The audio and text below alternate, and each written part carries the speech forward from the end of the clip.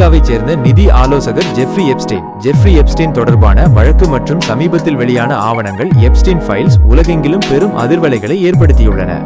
இது குறித்த முக்கிய தகவல்கள் இதோ. யார் இந்த ஜெஃப்ரி எப்ஸ்டீன்?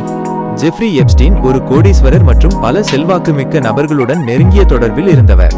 இவர் மீது சிறுமிகளை பாலியல் தொழிலில் ஈடுபடுத்தியது மற்றும் கடத்தல் போன்ற பல கடுமையான குற்றச்சாட்டுகள் சுமத்தப்பட்டன.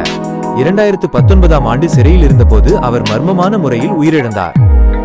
எப்ஸ்டீன் ஃபைல்ஸ் என்றால் என்ன? அமெரிக்க நீதிமன்றத்தின் உத்தரவுப்படி எப்ஸ்டீன் தொடர்பான சுமார் 30 லட்சம் பக்கங்கள் கொண்ட ஆவணங்கள் படிப்படியாக வெளியிடப்பட்டு வருகின்றன.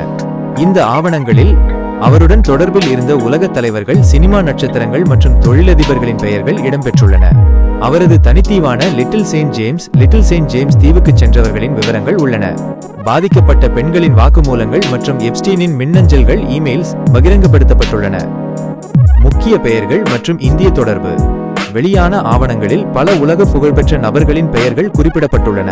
குறிப்பு: பெயர் இடம்பெறுவது அவர்கள் குற்றம் செய்தார்கள் என்று அர்த்தமல்ல. சர்வதேச பெயர்கள்: பில் கிளின்டன், டொனால்ட் ட்ரம்ப், இளவரசர் ஆண்ட்ரூ, ஸ்டீவன் ஹாக்கிங் போன்றவர்கள்.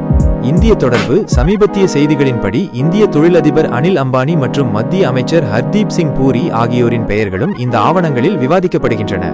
ஹர்தீப் சிங் பூரி இது குறித்து விளக்கம் அளிக்கையில், தான் ஒரு சர்வதேச குழு உறுப்பினராக இருந்தபோது அவரை தொழில்முறை ரீதியாக மட்டுமே சந்தித்ததாக கூறியுள்ளார். தற்போதைய நிலை: பிப்ரவரி 2026. 1. Transparency act. அமெரிக்காவில் இயற்றப்பட்ட புதிய சட்டத்தின் கீழ் பல ரகசிய ஆவணங்கள் தற்போது பொதுமக்கள் பார்வைக்கு வந்துள்ளன. 2. அரசியல் சர்ச்சை. இந்தியாவில் எதிர்க்கட்சிகள் இது குறித்து கேள்வி எழுப்பி வருகின்றன. குறிப்பாக டிஜிட்டல் இந்தியா திட்டம் தொடங்குவதற்கு முன்பே எப்ஸ்டீனுக்கு அது குறித்து மின்னஞ்சல் அனுப்பப்பட்டதாக குற்றச்சாட்டுகள் எழுந்துள்ளன. 3. ஆய்வு. FBI மற்றும் ஊடகங்கள் இந்த ஆவணங்களை இன்னும் முழுமையாக ஆய்வு செய்து வருகின்றன. இதில் 2400க்கும் மேற்பட்ட சிறுமிகள் பாதிக்கப்பட்டிருக்கலாம் என அஞ்சப்படுகிறது.